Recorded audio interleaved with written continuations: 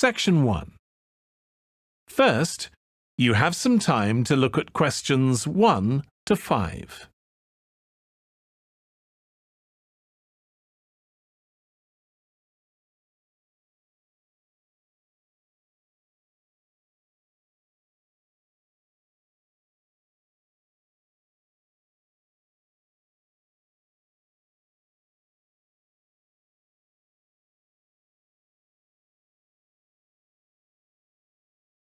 Now we shall begin.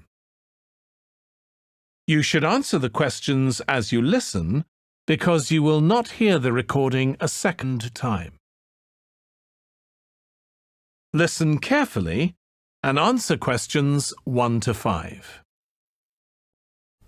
Good afternoon, and welcome to my talk on urban migration today. The world has experienced unprecedented urban growth in the recent decades. As much as 3% of Earth's landmass has been urbanized, an increase of at least 50% over previous estimates. Today, people living in cities already outnumber those in rural areas, and the trend does not appear to be reversing.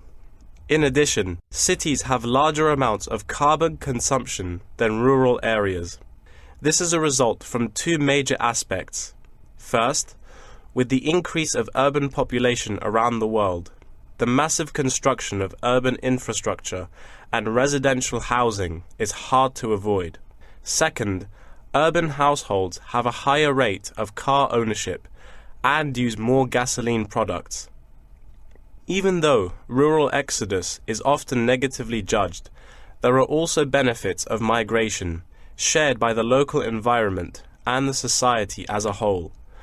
Well, firstly, global trends of increasing urban migration and population urbanization can provide opportunities for nature conservation, particularly in regions where deforestation is driven by agriculture.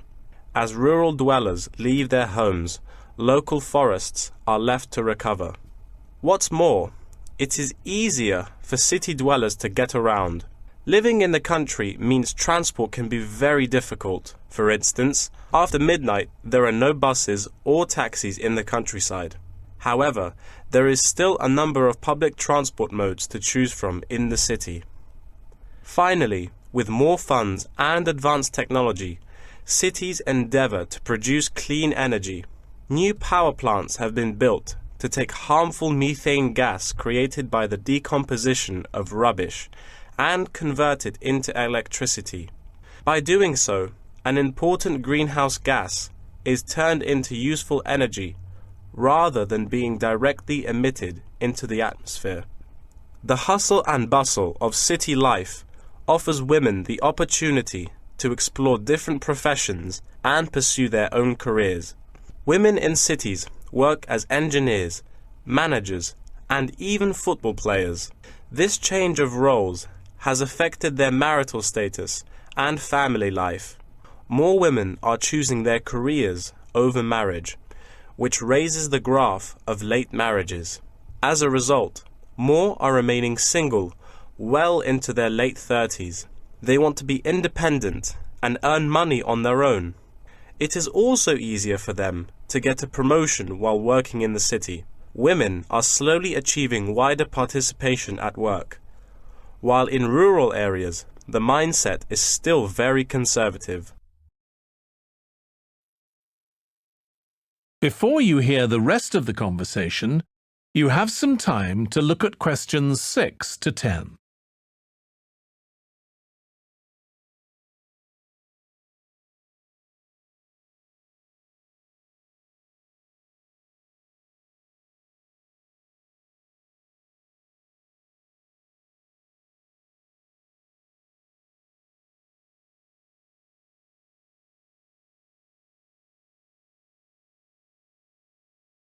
Now listen and answer questions 6 to 10. However, cities also change the way that humans interact with each other and the environment, often causing multiple problems. In general, urban wages are significantly higher, so moving to the city is an opportunity to earn what was impossible in rural areas. However, the wage difference is often offset by the higher cost of living and absence of self-produced goods, including subsistence farming. A sizable proportion of new corners attach greater importance to money and gradually abandon their former way of life, thus risking losing their culture. These new city residents are also faced with another problem. According to statistics, crime rates are significantly higher in densely populated urban regions than in rural areas. For instance, property crime rates in our metropolitan areas are 3 to 4 times as high in comparison to the rates in rural communities. Immigrants, upon arrival into cities, typically move into the poor, blighted neighborhoods because that is where they can afford to live. Crime in these areas is high and reflects poor living conditions, as these neighborhoods experience great levels of poverty. This pattern also occurs for violent crimes, which is much more common in large urban areas than elsewhere. In addition, traffic congestion and industrial manufacturing are prominent features of the urban landscape, which take their toll on the natural environment and those who depend on it. Air pollution from both cars and factory emissions affect the health of countless urban residents. Rural to urban migration can boost the urban economy. With a better economy, cities provide their residents with better welfare, but the concentration of services and facilities such as education, health, and technology in urban areas inevitably contributes to greater energy consumption. Another problem with life in the city is traffic congestion. It makes people late to work and thus stresses us out before we even get there. Deliveries can't arrive on time, gas costs money. The quality of life of those commuters starts to decline. What's worse is that if congestion makes it harder to match the right workers to the best jobs, it is economically inefficient as well. That is the end of section 1. You now have half a minute to check your answers.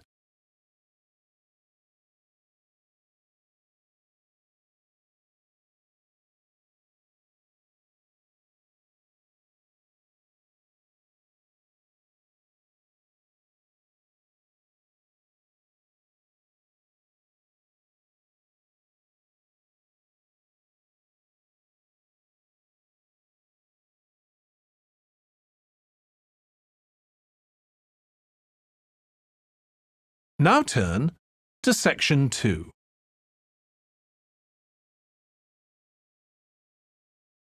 Section 2. First, you have some time to look at questions 11 to 16.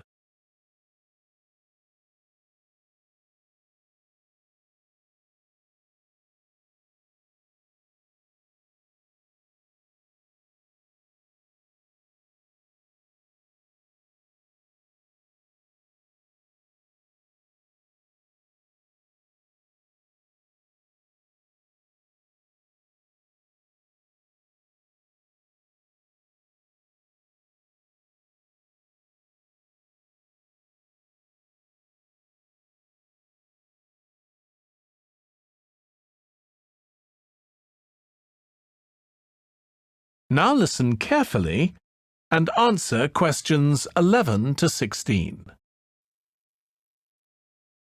First of all, I would like to thank you for enrolling in this optional ethics course. For some time now, I've been pushing to have it made compulsory for all first-year university students, and you'll soon see why. Today's topic is cheating. For as long as there have been tests, assignments and examinations, there has been cheating of some form or another. How do we define cheating? Well, quite simply, some say it's a violation of the regulations. But what is that set of laws? Who composed them? And are they reasonable? Interestingly, a survey of Year 7 to 12 students last year showed that over a third of them cheated by cell phone during a test. Some by texting answers, and a much smaller percentage by searching the internet. Over half, yes, over half of the survey's participants admitted to cheating of some kind. But, and this is the thing, many of the students didn't even acknowledge web-based cheating as cheating at all. Most thought that phone cheating or downloading a paper off the net was nothing other than a minor offence. So what's the implication? If it's not a serious offence, is it acceptable? We live in a digital age where learning is all about sharing information. And, let's face it, students today have seen so many instances of music, videos, images and text copied online without rightful recognition given as to their origin that I'm not sure whether you even fully understand the concept of plagiarism. But we can't blame the digital age alone. I know that ours is a high-stakes education system. By that I mean there is a great deal to be won or lost by a good or bad grade. If we scrutinise the system, we may well affirm that cheating isn't really dishonest. It's merely a survival skill. For many teachers and students, it's the product that counts, not the process. By process, I mean the way it is produced. You see, when learning becomes nothing more than information sharing, knowledge or data aren't figured out and understood. They're just retrieved and passed on. How much is actually absorbed? When we discuss cheating, we must look at the educational environment as well as the morality, or lack of it. Researchers have found that environments conducive to cheating are those where the focus is wrong. Sometimes instructors have no meaningful relationship with their students, perhaps due to overcrowded classrooms and lecture halls or individual personalities. Secondly, students who cheat are most often the ones who think the task is pointless or the amount of work is overwhelming. If the classroom is a place where learning is genuinely engaging and the emphasis is on openly exploring ideas, there would be no necessity for cheating. A third, and very important point, is that grades and marks matter more to some students than what they're doing. And lastly, achievement is taken to mean outperforming others, and these competitive practices encourage cheating. Before you hear the rest of the talk, you have some time to look at questions 17 to 20.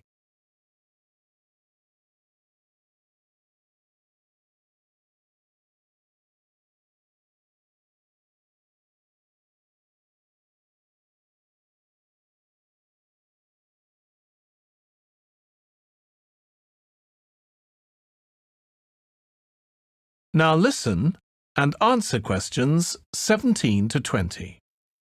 Anyway, I fail to see the value in working alone and cramming information into short-term memory. Real collaboration and cooperation puts the focus on thinking rather than on memorizing. I have to say that it's the actions of teachers, classroom organisation and cultural background that have as much to do with cheating as individual student behaviour. Of course, some students cheat by plagiarizing or copying because they simply don't understand the material, nor do they have any confidence in their writing skills. But I think the majority of students end up plagiarizing because they just don't know how to cite sources correctly, or how to sum up others' ideas in their own words. These reasons have remained the same for centuries. It's really just that the digital age has made it easier. But remember, teachers use technology to spot plagiarism too, so it's also very much easier for them. First-year students should have to complete a compulsory writing skills course, where the rudiments of proper referencing and summarizing are taught. I also think it's a big mistake if ethics is not a first-year requirement as well. In this university, I think it's only the computing department that insists all its students complete a paper in ethics. Learning and education is not just about cramming facts or increasing your knowledge base. It's about intellectual integrity and honesty and rising to meet higher ethical standards. Now, this may necessitate a change in pedagogy and educational philosophy, but most importantly, it will involve a challenge to engage students in discussion on morals and academic morality.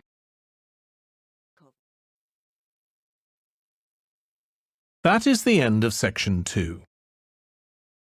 You now have half a minute to check your answers.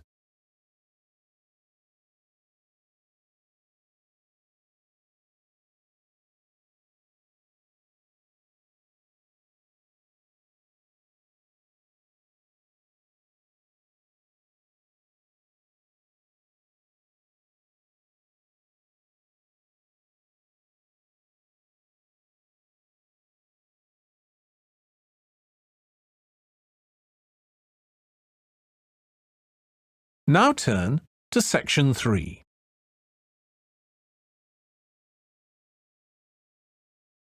Section 3.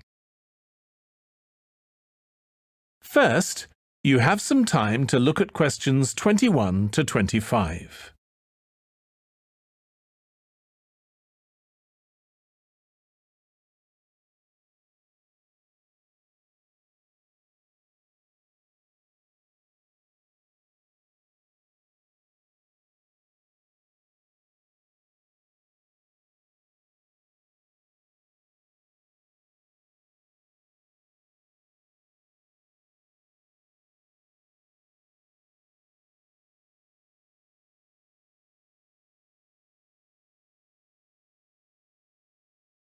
Now listen carefully and answer questions 21 to 25. Good morning, everyone. Today's lecture is about a type of adorable animal, the penguin. When you think of penguins, you may picture them surrounded by snow and ice. But not all penguins live where it's cold. African penguins live in the southern tip of Africa. They are usually found within 40 kilometres of the shore and on a number of its surrounding islands. African penguins are also known as jackass penguins because they make donkey-like braying sounds to communicate. African penguins can keep their body temperature at a stable level, but their land habitat can get quite warm, so there are a number of ways for them to stay cool. They limit their daylight movements on breeding sites on land to early mornings and early evenings to avoid too much sun. The pink glands above their eyes can help them cope with the temperate climates. Like other penguins, African penguins spend most of the day feeding in the ocean, which also helps keep them cool. Being a type of small to medium-sized penguin species, African penguins average about 60 centimetres tall and weigh up to 3.6 kilograms. They have a black stripe and a pattern of unique black spots on their chest. Males are larger than females and have larger beaks. Even though they are categorized as birds, African penguins aren't able to fly because of their heavy bones. Their wings are more like flippers that make them particularly suited for life in the water. When they're on land, their flippers and their tails help them keep their balance and walk upright. African penguins begin to breed at the average age of 4. When a male and female pair up, they tend to breed together for the rest of their lives. Most other penguins nest and lay their eggs out in the open, but African penguins have a different approach. They dig holes under bushes out of their own excrement, called guano, so they are sheltered from the sun and predators. The African penguins survive on a diet that is comprised mainly of marine organisms. They feed primarily on fish like sardines, along with the occasional squid and shellfish. But when normal food is in short supply, they eat tree roots as well. The streamlined body of the African penguin allows it to move through the water like a rocket, capable of reaching a speed of around 20 kilometers per hour when hunting for food. Before you hear the rest of the discussion, you have some time to look at questions 26 to 30.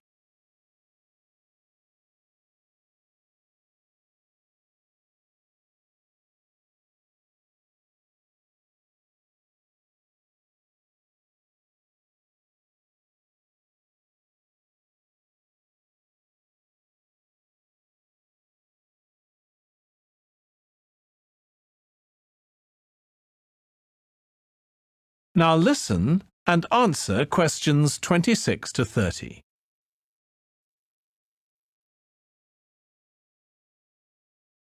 The African penguin's smaller size means that it has many predators both in the water and also on dry land. Their natural predators at sea include seals and sharks. The biggest threat to them on land is not just towards the adult penguins. The penguin chicks are sometimes taken by seagulls into the air and dropped from above.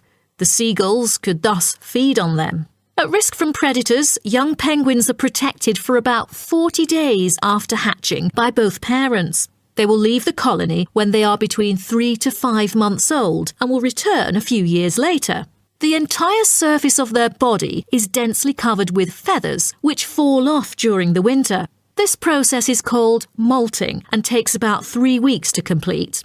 During that time, they are unable to forage. Therefore, prior to this, African penguins spend about 5 weeks laying down fat deposits. They generally live between 10 to 15 years. However, many do not reach their full lifespan. Their population has drastically declined. Approximately 120,000 African penguins remain in the wild, and their population has decreased by 90% in the past 60 years.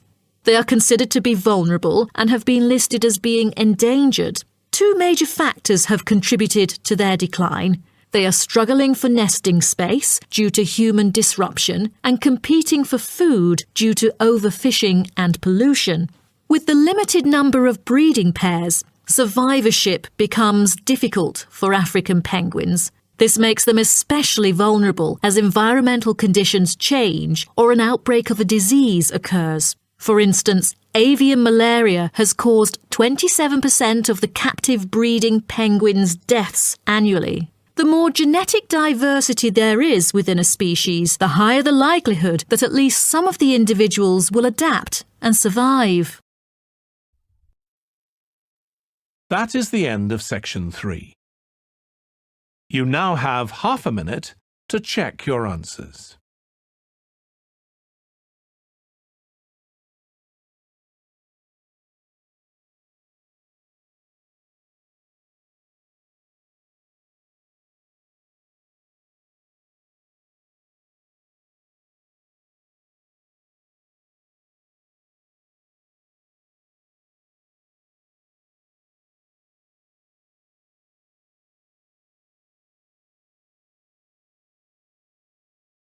Now turn to section 4.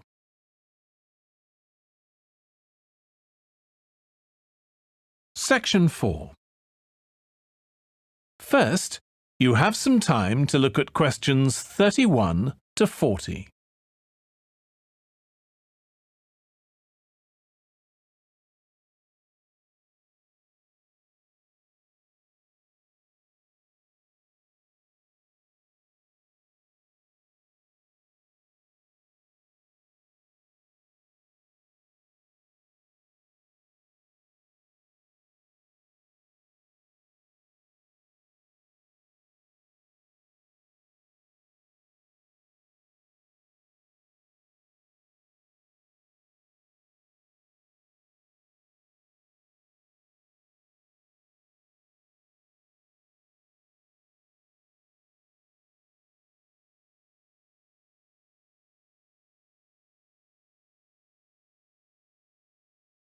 Now listen carefully and answer questions 31 to 40. OK, we've been looking at how societies will develop in the future and at the increase in the size of cities. So I want to talk to you today about the key considerations in these cities of the future. There are 3 key elements I want to look at, and these are the new features they will have, issues of size, and the main problems to be considered. First of all, individual transportation will be a big factor in these new megacities as public transport becomes unmanageable. There'll be a huge rise in the use of segways, which are personal transporters like motorized scooters. As a result, and partly also to reduce pollution, Roads will be altered so that they are narrower and will take up less of a city's space than they do currently. Naturally, this is a major change to the infrastructure, and something that may hinder it is the huge amount of investment it will require. The next thing is, what is going to happen to the commercial areas? We do not want these to become even larger concrete jungles than they are at present, so we have to look at design. And current designs for city development include building gardens on the roofs of these buildings to make a more pleasant environment for workers. And you may think that these areas will expand to cope with increased commercial activity. In fact, the prediction is that they will cover 1/5 of the area that they do at present as we build upwards. The exception to this is shopping centres, which we predict will expand with more and more temperature-controlled malls. What may cause difficulties is that the superstores will be confined to the outer edges of the city, as they will be too big to fit into the new malls. Then, of course, there are the residential areas, and these will undergo their own changes. One particular development will be houses which are built from glass, as innovations in this material allow it to provide light without causing problems with temperature inside a building. The residential areas will not be allowed to expand without limit, as happens in some areas at present, and their size will be restricted to a population of 15,000.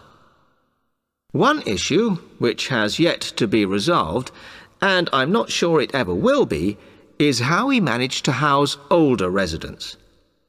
They will be increasing in numbers as time goes on. Finally, how will these cities live? We know we have limited energy sources, so what will we do? Well, something currently in development, which will be a feature, is that waste is going to become an energy source. For example, to provide gas in homes. Also, as new technology and systems are developed, we will find that energy plants will become smaller. Another energy source we could use, but one which raises issues of having enough space and too much noise, is wind farms. Because of the problems, I'm not convinced these will be the grand solution to our energy problems that we thought they were going to be.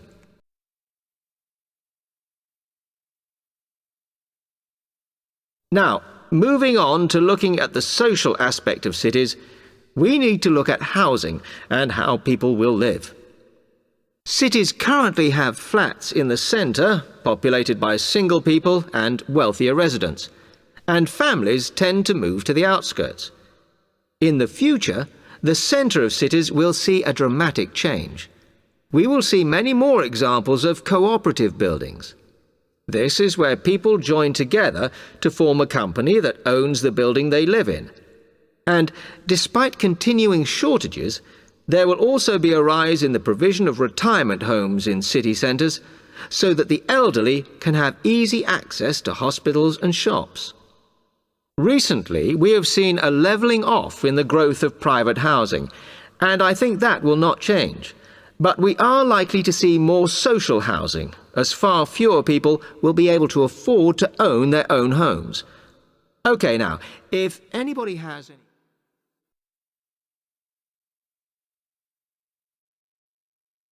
That is the end of section 4. You now have half a minute to check your answers.